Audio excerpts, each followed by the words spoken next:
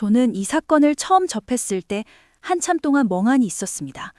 누군가 죽었어요. 1970년 11월 29일 노르웨이 베르겐 외곽 이스달 계곡에서 불에 탄 시신으로 발견됐습니다. 그런데 50년이 지난 지금도 이 사람이 누구인지 아무도 모릅니다. 경찰도 모르고 법원도 모르고 가족도 몰라요. 가족이 왜 모를까요? 가족이 없어서가 아닙니다. 이 여성이 자기 가족한테조차 자신이 누구인지 말하지 않은 겁니다. 이름이 너무 많았습니다. 그래서 아무 이름도 없는 사람이 됐어요. 경찰이 숙박 기록을 추적하기 시작했을 때 이름이 계속 바뀌었습니다. 엘리자베스 레인하우어, 페넬로페 리시. 8개월 동안 최소 8개의 가명마다 여건이 달랐고 전부 위조였어요. 1970년 3월부터 11월까지 노르웨이, 벨기에, 스위스, 프랑스, 유럽 전역을 돌아다녔는데 한 도시에 며칠 이상 머문 적이 없었습니다. 체크인하고 며칠 있다가 사라지고 이게 반복됐어요. 항상 혼자였습니다. 단 한 번도 예외가 없었어요. 호텔 직원들한테 이 여성에 대해 물어보면 다들 똑같은 말을 했습니다. 조용했어요. 단정했어요. 기억에 남는 게 없었어요. 저는 이 말이 오히려 더 무겁게 들렸어요. 어디 가든 기억에 남지 않는다는 게 그냥 내성적인 성격이 아닙니다. 어떤 공간에 들어가도 자신의 존재감을 드러내지 않는 법. 누가 봐도 그냥 지나치게 되는 사람. 그게 몸에 완전히 밴 사람이 따로 있어요. 그건 타고나는 게 아닙니다. 만들어지는 겁니다. 나중에 유골 동위원수 분석이 이루어졌어요. 뼛속에 남아있는 성분을 보면 그 사람이 어린 시절 어느 지역의 물을 마시고 어느 지역의 토양에서 자란 음식을 먹었는지 추정할 수 있거든요. 결과는 이랬습니다. 1930년대 초반 독일 니른베르크 인근 토양에서 자란 흔적. 프랑스 접경 지역의 물을 마시며 성장했을 가능성이 높다는 결론이었어요. 어느 지역 출신인지는 윤곽이 잡혔습니다. 하지만 이름이 뭔지, 가족이 누구인지, 어느 나라 국적인지는 여전히 아무것도 알 수 없었어요. 지역은 추정할 수 있었지만 사람은 알 수 없었던 겁니다. 1930년대 초반, 니른베르크 인근. 그 시절 그 지역에 태어난 아이가 어떻게 자랐을지 잠깐만 생각해 보세요. 걸음마를 뗄 때쯤 히틀러가 집권했고 학교에 들어갈 나이에 전쟁이 터졌어요. 전쟁이 끝났을 때 그 아이는 15살이었습니다. 나라는 두 동강 났고 살아남은 사람들은 각자의 방식으로 그 시절을 통과했어요. 어떤 사람들은 이름을 바꿨습니다. 살기 위해서. 선택이 아니었어요. 그 경험이 이 여성한테 있었는지는 확인할 수 없어요.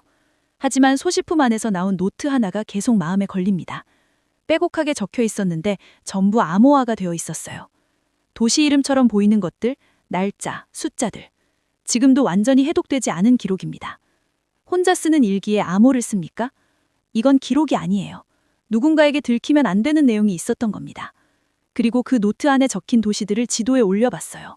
오슬로, 제네바, 브뤼셀, 베르겐. 전부 나토 주요 거점과 반경 50km 안에 있습니다. 베르겐은 그 중에서도 마지막이었어요. 나토 해군 기지와 가장 가까운 민간 도시. 그리고 1970년 노르웨이에서 나토 관련 정보 유출 사건이 있었습니다. 그녀의 물건들이 그 다음 이야기를 하고 있었어요. 물건들이 이상했습니다. 수사관들이 현장에서 유류품을 하나씩 꺼내기 시작했을 때 처음엔 뭐가 이상한지 말로 설명을 못했대요. 그냥 뭔가 맞지 않는다는 느낌. 한참 들여다보고 나서야 알았습니다. 라벨이 없었어요. 옷에도, 약병에도, 머리빗에도 전부 다. 실밥 자국은 있었습니다. 나중에 뜯은 게 아니에요. 처음부터 없애려고 계획한 겁니다. 칫솔도, 화장품 용기도, 안경 케이스도 제조사 표시가 단 하나도 남아있지 않았어요. 저는 이 대목에서 멈췄습니다. 우리가 매일 쓰는 물건들을 한번 생각해 보세요. 거기엔 흔적이 있어요. 어디서 만들었는지, 어느 나라 브랜드인지, 어느 도시 약국에서 처방받았는지. 그 흔적들이 쌓이면 이 사람이 어디 사는 누구인지가 보입니다. 그걸 전부 지웠다는 건 단순히 조심한 게 아니에요. 이건 습관입니다. 새 물건을 살 때마다 라벨을 확인하고 지우고 혹시 남은 게 있는지 다시 확인하는 루틴. 오랫동안 이렇게 살아온 사람만이 할 수 있는 행동이에요. 냉전시대 서유럽에서 비공식적으로 활동한 공작원들한텐 행동 수칙이 있었습니다. 소지품의 브랜드와 원산지를 제거할 것. 특히 국가기관 소속이 아닌 민간 계약 형태로 움직이는 인원일수록 이 규칙을 더 철저히 따랐다는 기록이 있어요. 그 여성의 소지품 처리 방식이 그 수칙과 정확하게 일치합니다. 경찰은 이걸 자살 준비로 봤어요. 신원이 밝혀지길 원하지 않았던 거라고. 자살을 결심한 사람이 이렇게 합니까? 죽기로 마음먹은 사람은 보통 반대예요. 발견되길 원하거나 아니면 아무 생각 없이 그냥 가거나. 이렇게 물건 하나하나에서 흔적을 지우는 건 살아있을 때 오랫동안 이렇게 훈련받은 사람이 하는 행동이에요. 약병이 여러 개 나왔습니다. 전부 처방전이 제거되어 있었습니다. 어느 나라 병원인지 어떤 이름으로 처방받았는지 알 수 없게 되어 있었습니다. 그 약병 중에 수면제가 있었어요. 부검내기에서 확인된 내용입니다. 그녀의 위장 안에서 소화되지 않은 수면제가 나왔어요. 50여에서 70여 사이. 성인 기준 치사량의 5배입니다. 그리고 11월 23일 그녀는 호텔을 체크아웃하고 베르겐 기차역으로 갔어요. 가방 2개를 보관소에 맡겼습니다. 보관소 육승증을 챙겼어요. 자살을 결심한 사람이 짐을 맡깁니까? 그 가방은 12월 2일에 발견됐습니다. 아무도 찾으러 오지 않았어요. 기다렸는데 오지 않은 겁니다. 아니면 올 수 없게 된 거거나. 현장 기록을 처음 읽었을 때 저는 2번 읽었어요. 시신은 똑바로 누워 있었어요. 등이 땅에 닿은 채로. 팔은 몸 옆에 가지런히 놓여 있었습니다. 쓰러진 자세가 아니에요. 넘어진 자세도 아닙니다. 누군가 눕혀놓은 자세였어요. 불은 앞면에만 집중됐습니다. 신체 앞부분만 탔어요. 뒤쪽 멀쩡했습니다. 스스로 불을 붙인 사람의 연소 패턴이 아니에요. 위에서 아래로 누군가 불을 붙인 흔적입니다. 시계와 조성류는 착용하지 않은 채 시신 옆에 가지런히 놓여 있었습니다. 반지는 반지끼리, 시계는 시계대로. 다급하게 마지막을 선택한 사람의 현장이 이렇습니까? 이건 연출된 현장입니다. 저는 이 3가지를 동시에 놓고 생각해봤어요. 수면제 50여에서 70여알. 복용 후 20분이면 흡수가 시작되고 40분이면 혼자 걷는 게 불가능한 양. 기차역에서 이스달 계곡까지 2km 이상의 산길, 경사 32도, 그리고 똑바로 누운 자세에 앞면에만 집중된 연소. 이 3가지가 동시에 성립하려면 약을 먹고 의식을 잃어가며 산을 올라 스스로 반듯하게 누운 채 앞면에만 불을 붙여야 합니다. 저는 이걸 설명할 수 있는 논리를 찾지 못했어요. 통계적으로 이 3가지 조건이 동시에 성립할 가능성은 1%가 되지 않습니다. 그런데 경찰은 자설로 종결했어요. 수사 기간은 짧았고 부검 결과에 대한 공식 해명은 없었습니다. 11월 24일, 시신이 발견되기 5날 전입니다. 한 등산객이 계곡 근처에서 여자를 봤어요. 공포에 질린 표정이었대요. 검은 코트를 입은 남자 2명이 그녀 뒤를 바짝 따르고 있었습니다. 쫓기듯 걷고 있었다고 했어요. 이 등산객은 경찰에 이 사실을 알렸습니다. 경찰은 기록하지 않았습니다. 기록이 없다는 것도 기록입니다. 경찰 수사 파일에 목격자 진술서가 없어요. 2 남성에게 쫓기던 여자를 봤다는 등산객의 증언. 공식 기록 어디에도 남아있지 않습니다. 분실된 게 아니에요. 처음부터 작성되지 않은 겁니다. 1970년대 노르웨이 경찰의 수사 절차를 보면 목격자 진술은 반드시 서면으로 기록하게 되어 있었습니다. 목격자가 직접 찾아와서 진술을 했는데 그게 어디에도 없다는 건 누군가 의도적으로 남기지 않은 겁니다. 담당 수사관은 나중에 이렇게 말했어요. 기억이 나지 않는다. 저는 이 말을 들었을 때 화가 났습니다. 공포에 질린 표정의 여자가 2 남자에게 쫓기고 있다는 증언을 시신이 발견된 직후에 직접 들었는데 기억이 나지 않는다고요? 이건 망각이 아니에요. 선택입니다. 그렇다면 누가 이 선택을 하게 만들었을까요? 1970년 노르웨이는 냉전의 한가운데 있었습니다. 나토 회원국이었고 소련과 국경을 맞대고 있었어요. 베르겐은 나토 해군 기지와 가장 가까운 민간 도시였고 그해 나토 관련 기밀 유출 사건이 진행 중이었습니다. 이 맥락 안에서 신원 불명의 외국 여성이 죽었어요. 조용히 처리하는 게 누구에게 유리했을까요? 노르웨이 경찰 혼자 이 결정을 내렸다고 보기 어렵습니다. 외부에서 압력이 들어왔을 가능성이 높아요. 저는 여기서 한 가지를 더 생각해 봤어요. 그녀의 유품들, 시계, 보석료, 가지런히 정돈되어 있었습니다. 적이 처리한 현장은 저렇게 정돈되지 않아요. 흔적을 지우려면 빠르게 움직여야 하고 빠르게 움직이면 어수선해집니다. 그런데 이 현장은 달랐어요. 마치 누군가 마지막 인사를 한 것처럼 정리되어 있었습니다. 오래 알고 지낸 사람, 믿었던 사람, 이 도시에서 마지막으로 한 번만 더 보면 다음 도시로 넘어갈 수 있을 것 같았어. 근데 뭔가 이상했다. 만나기로 한 장소에 도착했을 때 분위기가 달랐어. 그 사람 눈이 달랐어. 오랫동안 같은 일을 해온 사람끼리는 알아요. 말하지 않아도 눈빛 하나로. 나는 그 눈빛을 알고 있었습니다. 임무가 끝났다는 눈빛이 아니었어요. 내가 끝나야 한다는 눈빛이었어. 도망치려 했어요. 계곡 쪽으로 걸었습니다. 빠르게. 뒤를 돌아봤어요. 2명이었어. 검은 코트. 멀지 않았습니다. 나는 계속 걸었어. 다리가 떨렸지만 멈출 수 없었어. 살면서 이런 순간이 올 수도 있다는 걸 알고 있었어요. 이 일을 시작할 때부터. 그냥 이렇게 빨리 올 줄은 몰랐어. 무서웠냐고요? 무서웠습니다. 솔직히. 근데 그것보다 더 강하게 든 감정이 있었어요. 억울했습니다. 내가 틀린 게 없었어. 시키는 대로 했고, 가라는 곳에 갔고, 만나라는 사람을 만났어. 이름을 바꿨고, 얼굴을 바꿨고, 나라를 바꿨어. 내 이름으로 살아본 게 언젠지 기억도 잘 안 나. 그런데 이게 끝이라고요? 아무도 모르게, 아무 이름도 없이 계곡은 고요했습니다. 바람도 없었어. 낙엽이 젖어 있었고 아무 소리도 안 났어. 나는 그 자리에 서 있었습니다. 더 이상 도망칠 수 없었어. 마지막으로 한 가지만 생각했어요. 기차역 보관소에 맡긴 가방.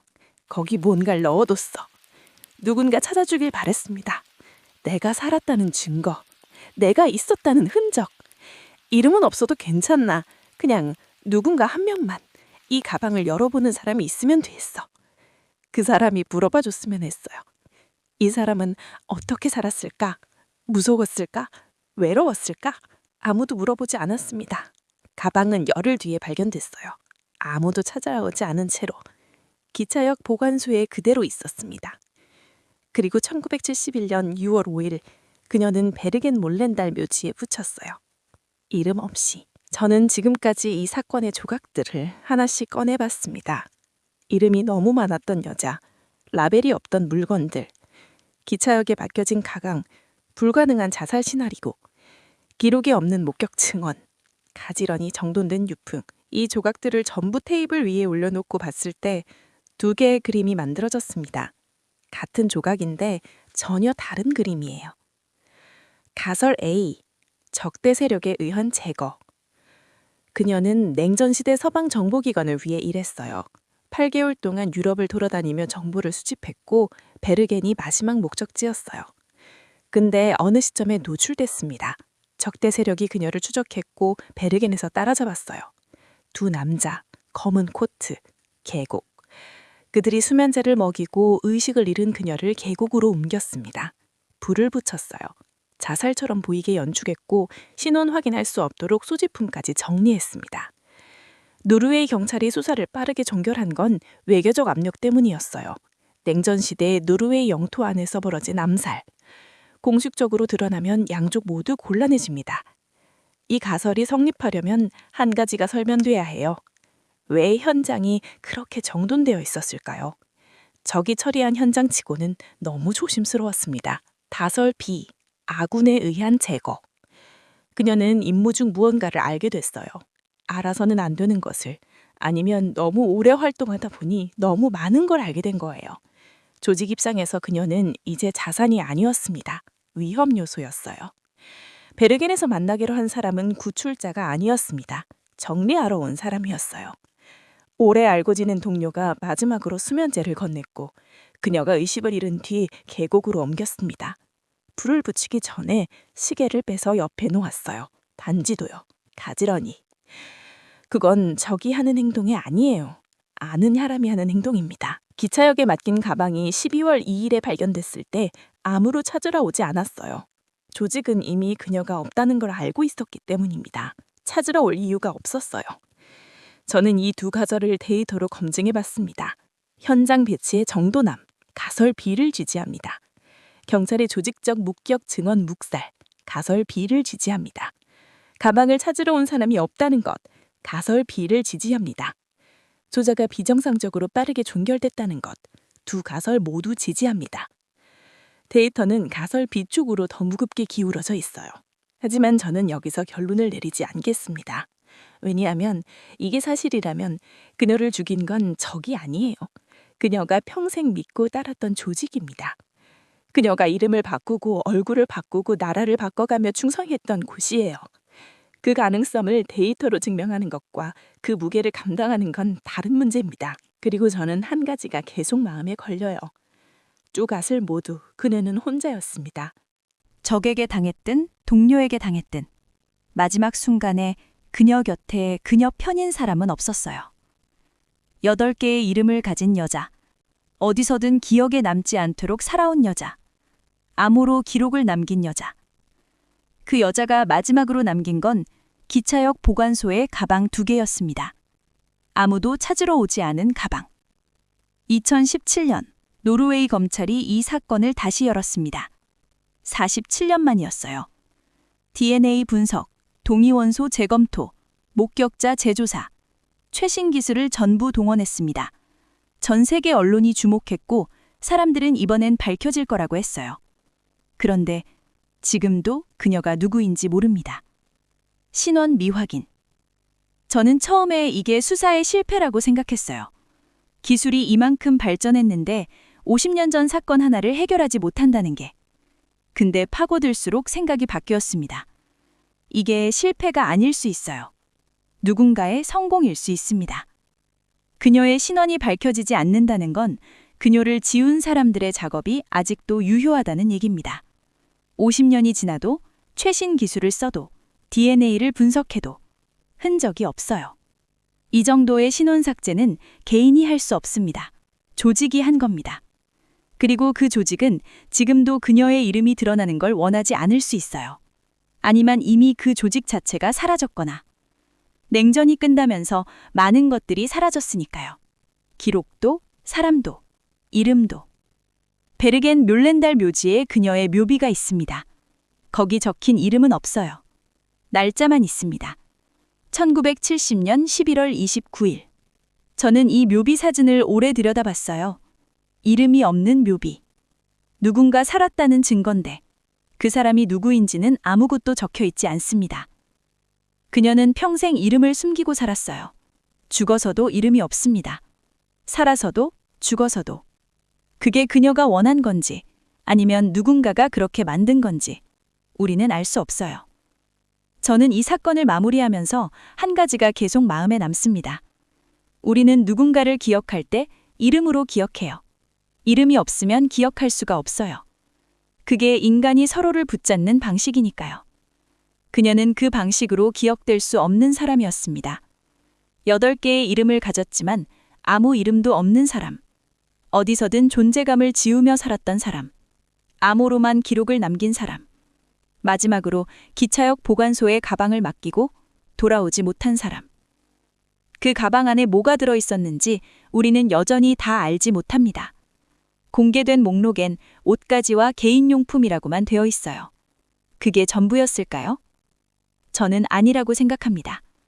그녀가 누군가에게 전하고 싶었던 게 있었을 거예요. 이름은 아니더라도. 살았다는 증거. 두려웠다는 고백.